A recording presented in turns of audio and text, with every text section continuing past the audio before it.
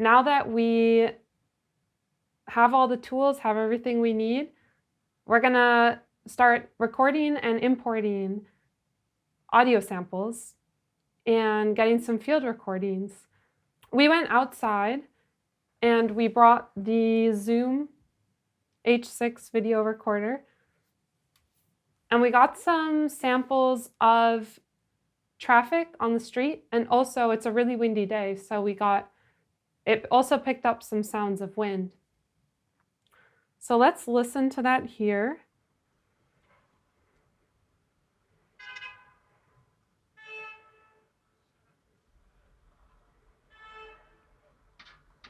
As I mentioned before, but I'll mention again, double-clicking on the sample, you can get to this screen that you can see the WAV file, the audio file.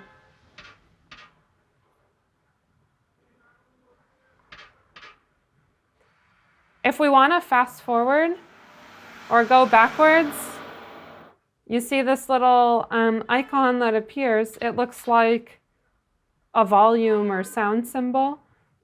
Anywhere you click it, it's going to play from there. When you control-click or right-click your screen, you get to all of the functions of Ableton, and you can change the grid. So you can change the grid to 1 bar, you can change the grid to 1 out of 32 bars, or you can turn it off. And this is all going to come in handy later.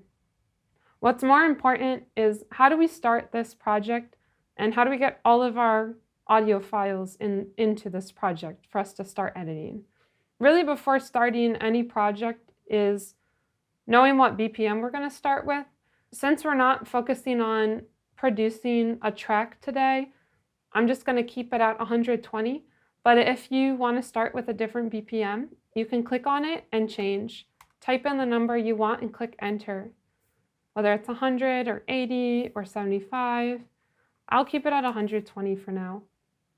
If you choose to use the metronome while listening to your audio samples, you can easily click this open and close dot symbol right here. And then if you click the space bar, you're going to hear the metronome. If you click this little arrow on the side, you can change the sound of the metronome to a click or to the wood sound. You can change the volume of the metronome here in the bottom right-hand corner, this little blue volume symbol. What we do need to do is import the other audio files that we recorded outside. So I'm going to go to my downloads. I got these files from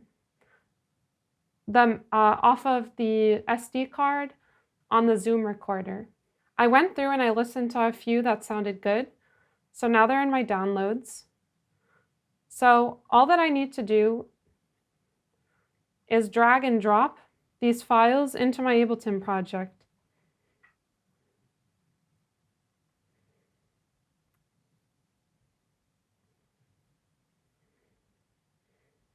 Let me grab another. So I don't have this very organized. I'm going to change the name of this channel to Field Recordings. I'm also going to move the field recordings from Costa Rica up here and kind of leave a space between the field recordings from New York. So let's take a listen to these sounds. As you can see, when I double-click the WAV file, this file appears very thin and small, and this one appears more bulky and bigger. This is volume. This is the level, how big the sound is. So since this is wind, the wind is pretty light here. It got heavier over here. I can change the volume of the whole audio right here where it says gain. Gain is another word for audio. This audio file here is more even throughout the whole recording. And then I have the traffic. can listen to the other sounds. This is the one, I'd like this. This is super tiny in comparison to the others. I'll give it a little more gain.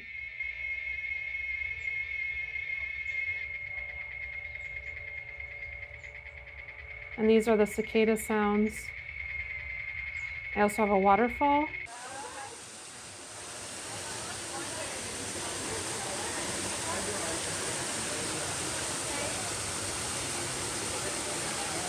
And I have another jungle sound.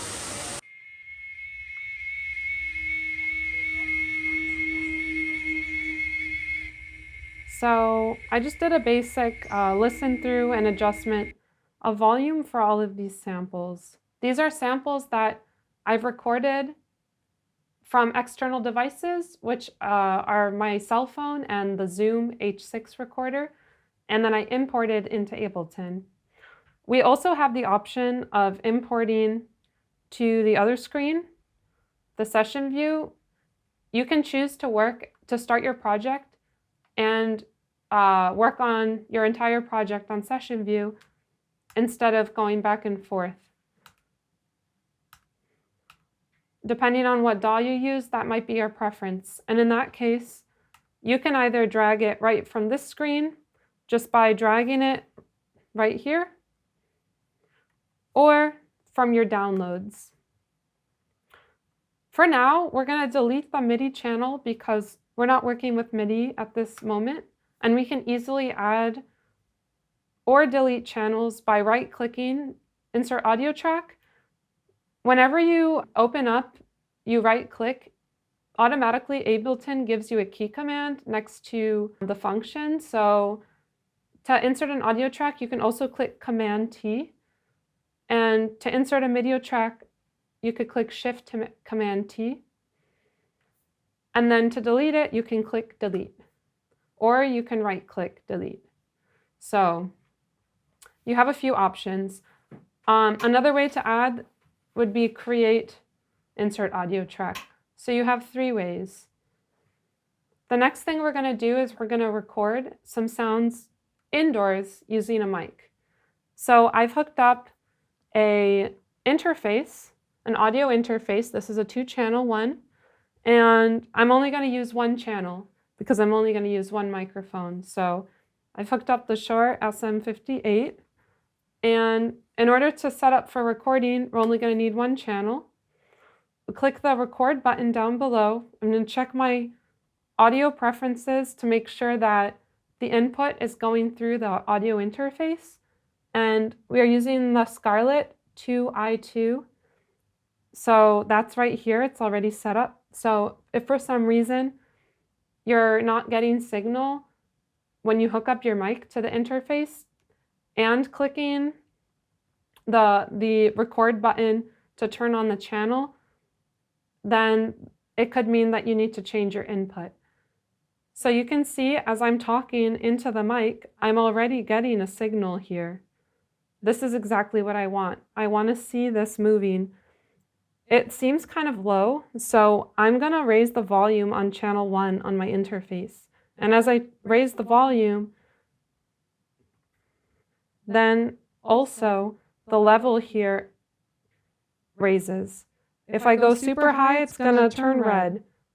That is not what I want. I never want to record in the red or have audio in my channel ever turning red, because it could create a distortion sound together with the sound I'm recording, which I can't remove after recording it.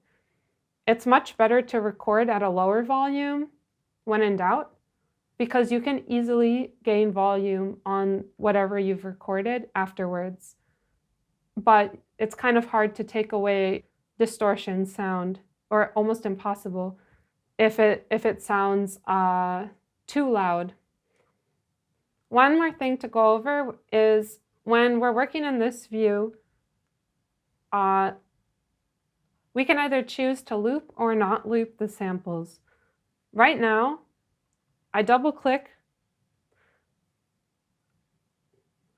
In order to have it loop, I need to click warp and loop. I'm going to play it without looping it, and then I'm going to loop it.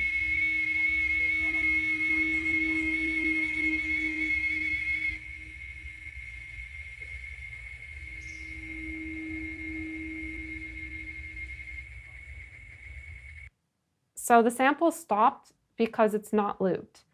When I click loop and play the sample, it's going to continue. I can choose where I want to loop it by adjusting this. This is the loop bar. I can move it, I can adjust it, I can have it be one.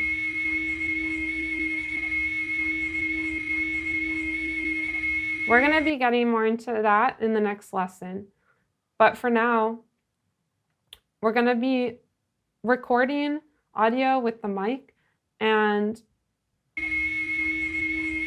when I click record here, it's going to automatically play whatever's on this channel unless I stop it. So I can stop it by clicking any of these empty stop buttons.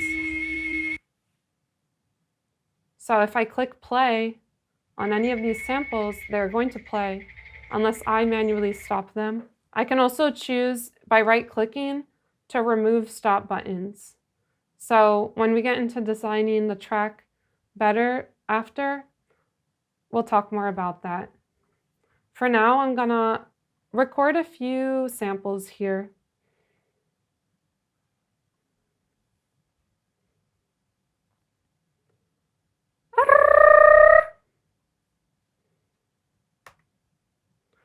When I double click, I can see what I recorded. I can move the start over here.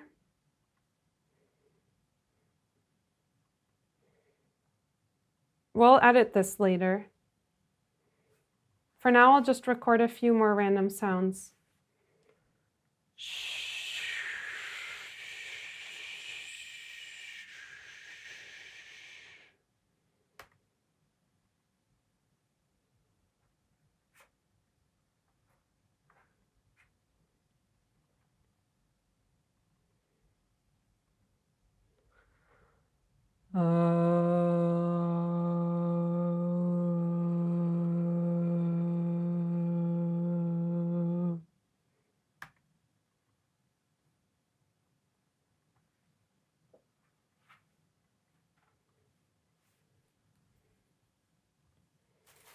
Now I got a couple random bags.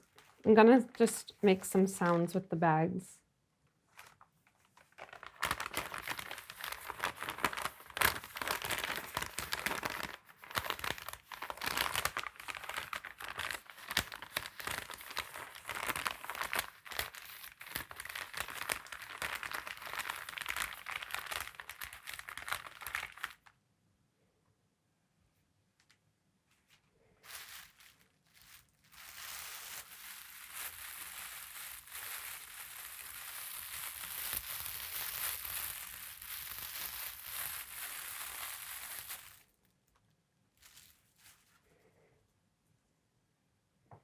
Okay, great. Now that I finished recording, I'm going to lower the level again on my interface and rename all of these channels and recordings.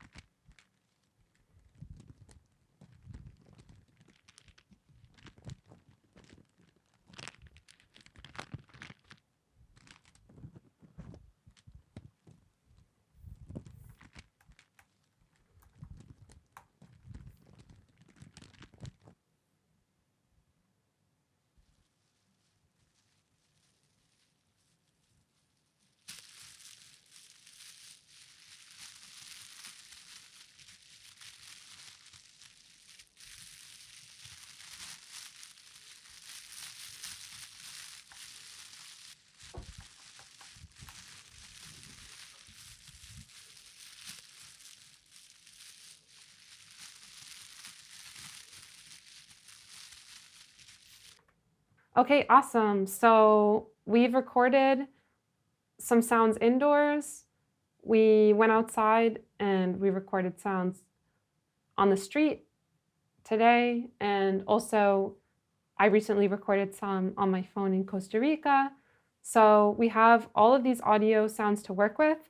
For the next lesson, we are going to edit all of these sounds, create some loops, edit them, and add some effects to make them ready for us to use for any track.